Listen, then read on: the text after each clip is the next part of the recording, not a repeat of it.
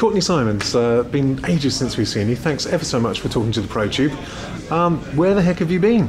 Well, been in Thailand for the last 6 months, mainly Bangkok. Got some really nice clubs there, and I've been fortunate enough to venture out to the Philippines.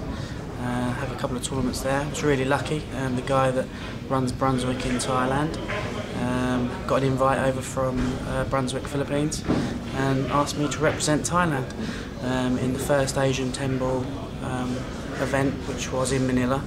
That's the Asian 10-ball tour, not Yeah. the Asian 9-ball tour sponsored by Guinness.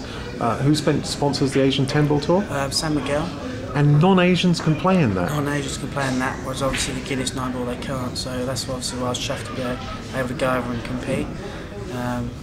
Really excited about the first chance of a big tournament, really.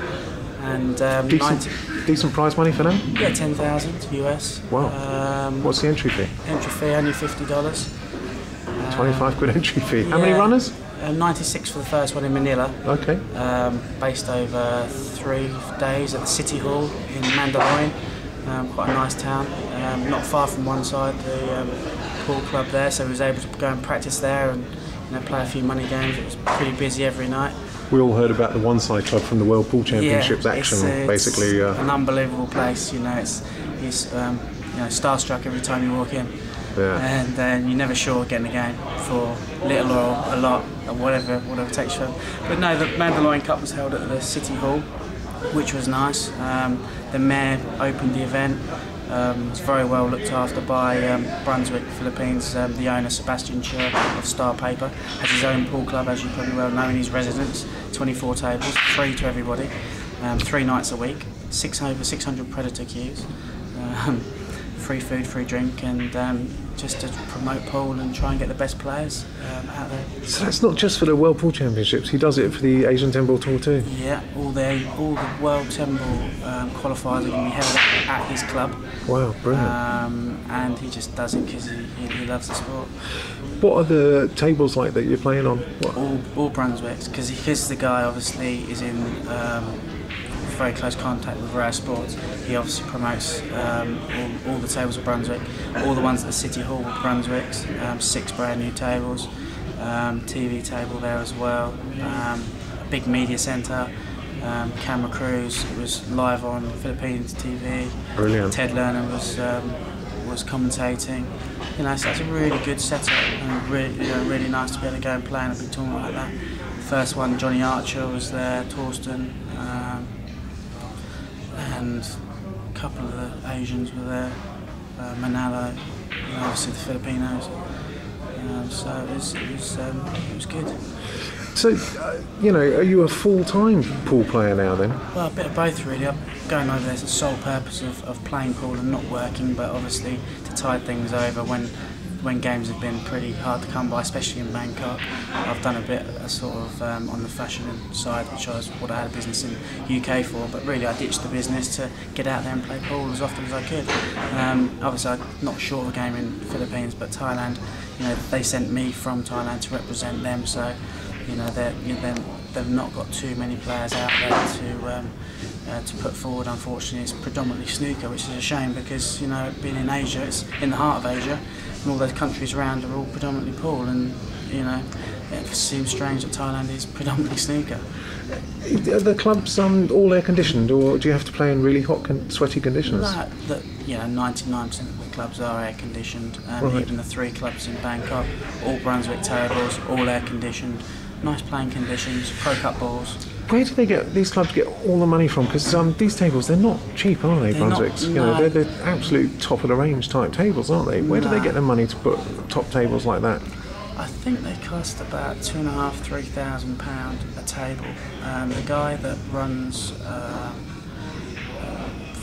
Thailand Brunswick actually is the sole distributor for Asia. Oh, okay. And then he gave the distribution over to Sebastian Chur at Philippines. But he owns his own club, Henning, a Finnish guy, and he's a friendly guy and sort of chats with all the bar owners and stuff. And Alan Chua, who put me forward. You know, he's a great bloke as well. He actually is keen to get Brunswicks in all the bars, so he'll do them pretty much for cost because he just wants Brunswick out there, and he knows that Brunswick as a company as a whole, you know, don't mind doing that because they want the name out, they want the brand out there, like any company does. They want their brand out there and their product being used because there's so many copies being made, this, that, the other. So they just predominantly want, you know, one of their tables in every bar, ideally. So they're willing to do that at reduced cost at given times. So you're back now. Are you going back to Thailand later? I'm back now. Just to see my family, be with my girlfriend. See everybody, you know, just sort of touch base. I'm back for the next stop of the Asian 10 Ball tour in one of the Philippine islands. I think it's going to be Davao, but it's not been confirmed yet.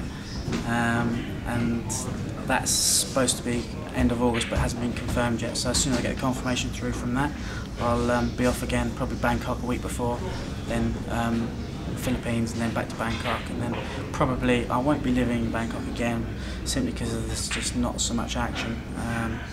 So I'll probably be sort of a month there, come back for a month or two, go back, providing I can get my flights and stuff paid for, sponsorship confirmed, then I can afford to come back without sort of worrying about my pocket too much.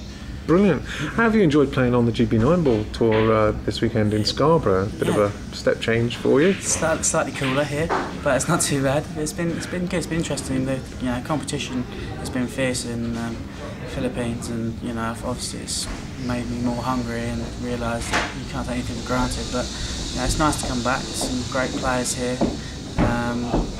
You know, I've always advocated that when I've been abroad that Europe is probably the strongest nation in the world.